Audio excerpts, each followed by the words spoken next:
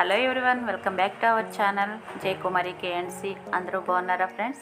So మరి ఈరోజు recipe వచ్చేసి ఎంతో టేస్టీగా ఉండే వంకాయ గుడ్డు అలాగే ఎండు రొయ్యల కర్రీ ఎలా చేసుకోవాలో చూద్దామండి. చాలా బెస్ట్ కాంబినేషన్, చాలా బాగుంటుంది.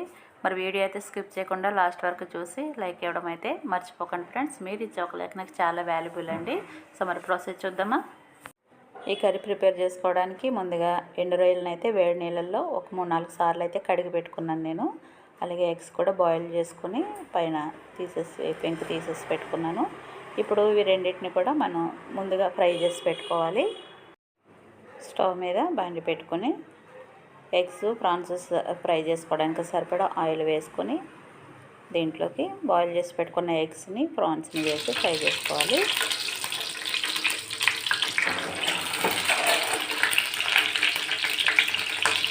దీంట్లోనే ప్రాన్స్ కూడా వేసేసుకుంటే ఫ్రై అయిపోతుంది. ఇలా వేసేసి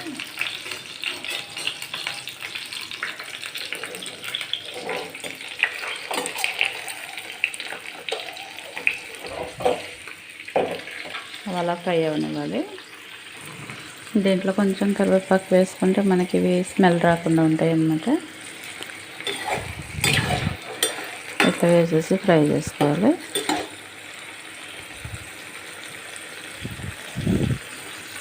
మనం స్టవ్ దగ్గర చాలా జాగ్రత్తగా ఉండాలి ఫ్రెండ్స్. ఎందుకంటే ఈరోజు మార్నింగ్ నేను బ్రేక్ఫాస్ట్కి టిఫిన్ బోండా వేస్తుంటే చూడండి, ఇక్కడ పేలిపోయి మొత్తం బోండాలు పేలిపోయి అక్కడ మొత్తం ఆయిల్ మొత్తం పైన ఇదంతా ఆయిల్ బోండా వెనక్కి వీపు మీదకి వచ్చి నా వీపు మీద పడింది ఆయిల్. అట్లా పేలింది మొత్తం పైన అంతా కూడా ఆయిల్ పడింది. అంతా క్లీన్ చేసుకున్నాం. మళ్ళీ స్టవ్ మీద కూడా అంతా ఆయిల్ పడిపోయి టప్ప పేలిపోయింది బోండాలు అయితే. ఏదైనా డీప్ ఫ్రై ఐటమ్ చేసుకునేటప్పుడు చాలా కేర్ఫుల్గా ఉండాలి.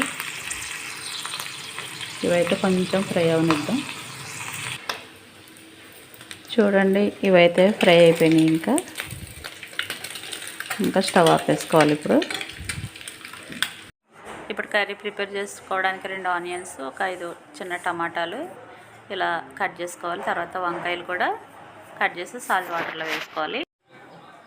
ఇప్పుడు స్టవ్ పైన బాండి పెట్టుకుని కర్రీకి సరిపడా ఆయిల్ వేసుకుని ఆయిల్ కొంచెం హీట్ అయిన తర్వాత ఆవాలు జీలకర్ర వేసి వేగనివ్వాలి. ఈ ఆవాలు జీలకర్ర కొంచెం వేగిన తర్వాత దీంట్లోకి కొద్దిగా కరివేపాకు వేసుకుని అలాగే కట్ చేసి పెట్టుకున్న ఆనియన్ వేసుకోవాలి. ఈ ఆనియన్ పచ్చిమిర్చి కొంచెం ఫ్రై అవనివ్వాలి. ఆనియన్స్ చక్కగా కొంచెం బ్రౌన్ కలర్ వచ్చే వరకు వేయించుకుంటే కర్రీ టేస్ట్గా ఉంటుందన్నమాట. ఈ ఆనియన్స్ ఇలా వేగిన తర్వాత దీంట్లోకి కొద్దిగా అల్లం వెల్లుల్లి పేస్ట్ వేసి వేగనివ్వాలి. ఇప్పుడు ఆనియన్స్ ఫ్రై అయిన తర్వాత కట్ చేసి పెట్టుకున్న వంకాయ ముక్కల్ని వేసేసుకోవాలి. వంకాయల్లో ఉప్పు వేసుకొని పెట్టుకుంటే మనకు అవి కలర్ మారకుండా ఉంటాయి అన్నమాట. ఇప్పుడు దీనిపైన కూడా కొద్దిగా సాల్ట్ వేసేసుకొని వంకాయ ముక్కల్ని కొంచెంసేపు ఫ్రై అవనివ్వాలి.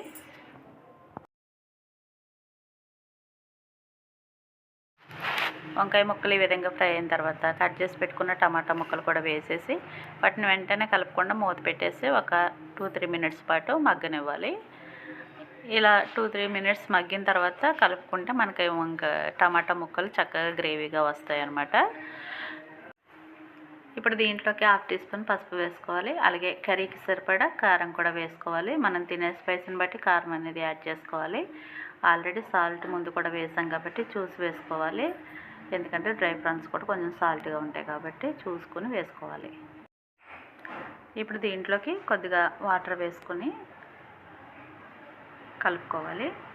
తర్వాత దీంట్లోకి ముందు ఫ్రై చేసి పెట్టుకున్న ఎగ్ అలాగే డ్రై ప్రాన్స్ కూడా వేసేసుకోవాలి.